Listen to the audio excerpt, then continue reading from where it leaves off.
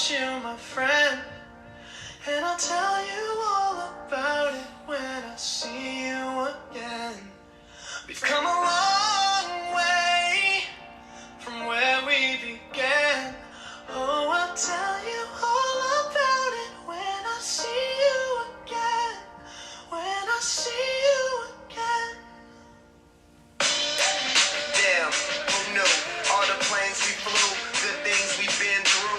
That I'll be standing right here talking to you about another path. I know we love to hit the road and laugh, but something told me that it wouldn't last. Had to switch up, look at things different, see the bigger picture.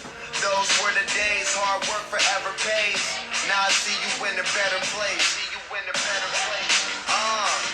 How can we not talk about family when family's all that we got? Everything I went through, you were standing there by my side, and now you gon' be with me for the last ride. It's been a long day without you, my friend. And I'll tell you all about it when I see you again. I see you again. We've come a long way, Came a long way. from where we began. You know we started. Oh, I'll tell you all about it when I see you again. Let me tell you. When I see you again.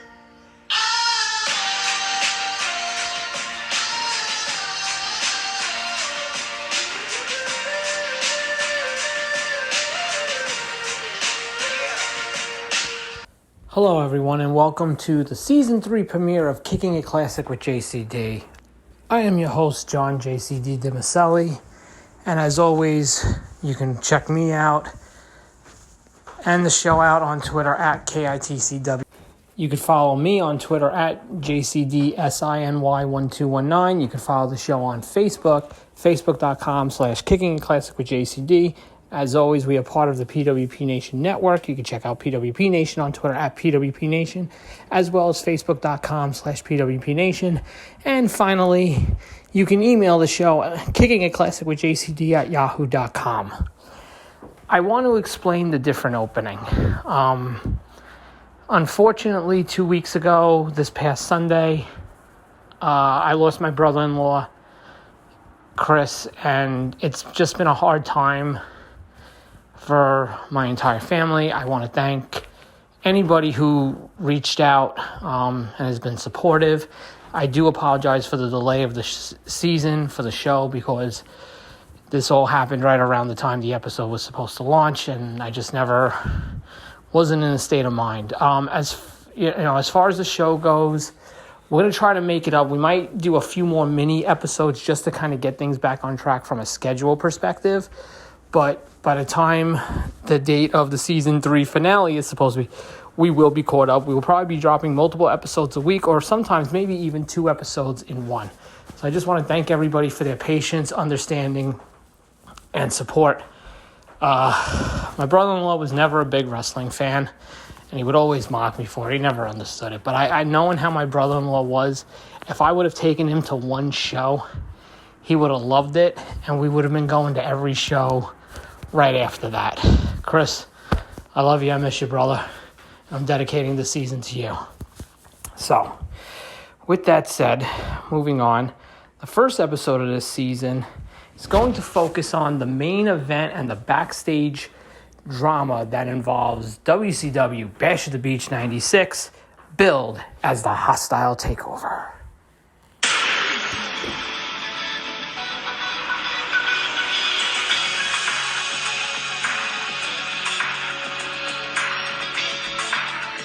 Who is the third man?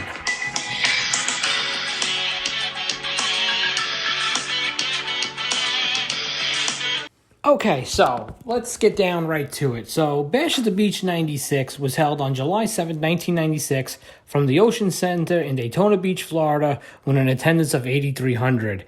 And the entire show was built around the newcomers to WCW, Scott Hall and Kevin Nash, first off their WWF departures, taking on Team WCW, Sting, Lex Luger, and the Macho Man Randy Savage. Now, of course, that's 3 WCW talents, but there's only Hall and Nash. So, of course, the mystery began. Who is the third man? And that's what this show would be completely built around. Initially, I know Bischoff will probably has said differently in the past, but anybody with common sense knows that if they could have built this off as the original invasion angle, WWF versus WCW, they would have. Legally, WWF started to combat WCW from implying that Hall and Nash still worked for WWF. In fact, the month prior at the Great American Bash pay-per-view, Eric Bischoff actually had to ask Scott Hall and Kevin Nash during the show, during their interview segment, do you work for the WWF? To which both implied no. That was not the case when the angle had started. But again, anyway, here we are. The stage is set. The main event of the show. And Scott Hall and Kevin Nash come out by themselves. No problem. They say, no problem. Don't worry. The third man will be here. Now, let's take it back. There have been tons of stories, rumors, certain wannabe cool Uncle Dave swearing what he knew or what he has claimed was fact. Even in '96, Meltzer was a fucking tool. We're gonna go over all that and what the process actually was to get to the final conclusion of who the third man would be. So, the way the story was being presented and the way his character was acting, you would think suspect number one to be the third man. And the one who, from a presentation aspect, would make this most sense would have been Lex Luger. Luger had just switched over from WWF the prior September for the debut episode of Nitro, and was kind of playing this tweener character with Sting. Like, he was Sting's best friend, but he was also a heel. He was feuding with Savage, Hogan, but Sting and Luger were tag champs, and Luger would cheat to win, and Sting wouldn't know what happened. It was some really good TV. At the time, like, Sting would get knocked in the head, and he'd be down, and Luger would hit somebody with a chair and pin whoever it was, and then Sting would get up and be like, what happened? And Luger would be like, who cares? We won. And Sting would be like, okay, no problem. But Luger, from the way, and everyone was expecting that Luger turn to happen, that eventually Luger would turn on Sting. So he was suspect number one. Now, that's who it was presented as on TV. The IWC and the dirt sheets and the websites and the news sites weren't what they were today. You got to remember, this is 1996. This summer will be 25 years. And you didn't have a lot, but you had certain things. And plus you had your chat rooms. You had Prodigy. You had AOL. I think there was one other. I can't remember. But maybe like CompuServe or something. And then you had your hotlines. And you had your dirt sheets, Meltzer, some others. Pro Wrestling Illustrated would run, but the problem is their stuff would come out with their magazines, which would be like a month behind. Here's where things get interesting. Before you get to the urban legend names, the main name that Meltzer was swearing by was Viscera, the former King Mabel in WWF, who had departed the company, I want to say late 95, early 96. And he was probably somewhat at the time of a big enough name. You got to remember, for everybody that doesn't remember, and everyone who's rolling their eyes and be like, why would Mabel be anywhere near this? You got to remember, Mabel was coming off a big run in the summer of 95. He defeated Undertaker at King of the Ring. He feuded with Undertaker. He was in a title program, as terrible as it was with Diesel for the title. And, he was a big enough heel, probably. I'm not going to go over the WWF roster in late 95, 96 at the time, but he was probably third, fourth level heel at the time. So he would have made sense. Meltzer still swears to this day that he was told it was going to be Mabel. Eric Bischoff says that was never going to be the case. I'm going to side with Bischoff here. I think this is just a case where, just like with a lot of the other stuff Meltzer says, he makes it up, and unfortunately there's a bunch of neckbeards and idiots that take it for gospel. So, but again, at the time, he was the rumor. The other rumor floating around, even at the time, because the WCW fan base had completely turned on him, was Hulk Hogan. But again, it was really hard to picture a full Hogan heel turn. Now, to their credit, WCW had teased this towards the end of 95 with the Dungeon of Doom angle that Hogan was wearing all black. Pretty much the early inception of Hollywood, Hogan was running around the end of 95 as. But, you know, no one really bought into it. It was a hard thing to imagine. And that was really it as far as what was out there at the time. Again, Luger was really the front runner, and he was probably running away with, you know, if you had asked people back then, who do you think it's going to be? And you go back and you watch those Nitros, it screams Luger. So the way the story goes is, and things that have come out since, Scott Hall was the first one to mention this, and then Eric Bischoff has since confirmed it. I'm not sure if he actually confirmed it, but the name in the running, if they couldn't convince Hogan to do it, which, before we get to this, there was a meeting with Bischoff and Hogan in the early summer, to the point where, as close as Hogan and Bischoff are, it says that Hogan kicked Bischoff out of his house, basically, and said, "I got to go pick my kids up at school, brother," which was basically a nice way of saying, "Get the fuck out, brother." No COVID. So Hogan wasn't initially on board. So the plan B was actually going to be Sting. That they were going to take Sting, and the story was going to be that Sting had been there from day one, but had to constantly take a backseat to WCW and bringing in all these other bigger names like Savage, like Hogan, even Luger. And, you know, what about him? He had been there from day one, and he had carried the torch for the company, which, from a story perspective, would have been very interesting and would have made a shit ton of sense. The problem is, I cannot picture NWO Sting building to a match with Hulk Hogan. So, you know, there was Sting was he was admitted that he was the back. I'm just not sure if Sting's ever confirmed it, but Scott Hall, I'm going to take him at his word. Even Bischoff has backed it up.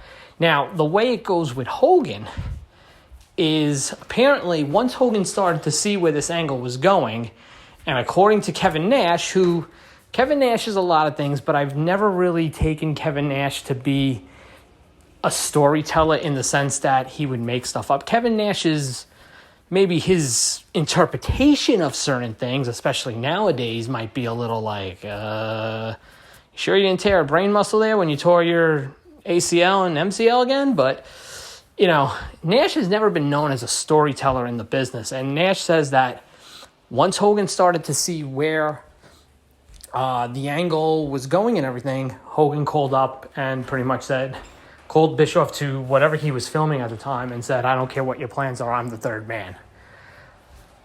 So from that sense, that was set. But it didn't end there. I mean, there were rumors of low-level guys like Tatanka, which probably would have bottomed out, which that probably would have compared with the Mabel appearance had that happened. Then you had other names. Undertaker even admitted in his Last Ride documentary that there was about a very small, minor blip on the radar where he was not happy. And that was around 96. And, I mean, there was talk maybe Taker would jump, which, again, ties into what Taker said on the Last Ride documentary. There was also talk that, you know, Bret Hart has always admitted he did speak to WCW in 96 before coming back to WWF. They were going to try to get Hart. There was talk maybe even Shawn Michaels, despite being WWF champion, that there might have been some unhappiness. Michaels was tight with Hall and Nash, and maybe Michaels could somehow jump. Although that wouldn't have happened, Michaels was on the contract. But, you had Undertaker, who was unhappy. You had Brett, who was a legit free agent at the time, as well, floating around there as names. I don't think Undertaker would have left. If Bischoff would have called Undertaker, I don't see it. Maybe Brett was meant, when Brett was speaking to WCW, because Brett's contract was legitimately up after WrestleMania 12, and Brett was legitimately a free agent. Maybe Brett was pitched the angle and didn't like it. But the bottom line is, they got to Hogan. Hogan ended up being the third man, and the rest is history. And I really can't picture the NWO, despite all the other various batshit crazy incarnations of it, including the one in 2000 with Bret Hart in it, being the success it would have been had it been. And this is even means for Sting, although I think the story with Sting would have worked, but I don't think the story would have worked the way it did had Hogan not been the third man. And, the rest is history. We all know everything that, the NWO was, where the angle went, how it, dissolved and fell apart, and what Hogan did, Sting. I mean, we could probably do a whole season of shows based on the NWO after Bash at the Beach. But, even that day, though, it has been said that Hogan had cold feet at the arena. There was a point, and that's why the commentary is what it is. When Hogan comes out, Bobby Heenan, Dusty's selling it like, here comes Hogan to save the day. But Bobby Heenan does blurt it out. Yeah, but whose side is he on? And, Dusty, to his credit, what do you mean? But there was some, maybe I'm not going to do this. And that's why, if you notice, when he hits the leg drop on Savage, I want to say it's to Kevin Nash, who was the closest to Hogan on the outside. He gives a thumbs up. Go back and watch that whole spurt. I'll see if they have just a clip of like him coming out and everything after that. And if they do, I'll post it on Twitter and I'll post it on our Facebook page to really show what I'm talking about, where Hogan gives a thumbs up like, I'm with you guys. Because Hall and Nash, when Hogan comes out, Hall and Nash leave the ring. And it's just Hogan and Savage in the ring. This is what everyone forgets. I don't even think Hall and Nash knew. Luger was taken out early in the match. So it was like, okay, well, maybe if Hogan doesn't do it, then we have Luger come out and attack. Or if Hogan doesn't want to do it, Sting could blindside Hogan. It really was a lot of, okay, he's here, but what is he going to do? And, they finally were able to convince him. I know Bischoff paid him a shit ton of money to do it. And, the rest is history. So, with that said, our next episode will feature on the ECW World Title incident involving Mike Awesome, Tommy Dreamer, Taz, and even Justin Credible, the man who is forgotten about in this scenario, from April of 2000. That will be our next episode. I'm going to try. Today is Tuesday, and I'm posting the episode this afternoon. I'm going to try my best to get it out maybe this weekend. This way we're not terribly behind. I just, again, want to thank everybody for their understanding, their thoughts, their prayers, their well wishes, even though, and we're going to do everything we can to get back on track and produce the content that I hope you're all enjoying. So, for Kicking a Classic with JCD, I am your host, John JCD DiMaselli. Chris, I love you. I miss you. Thank you, everybody.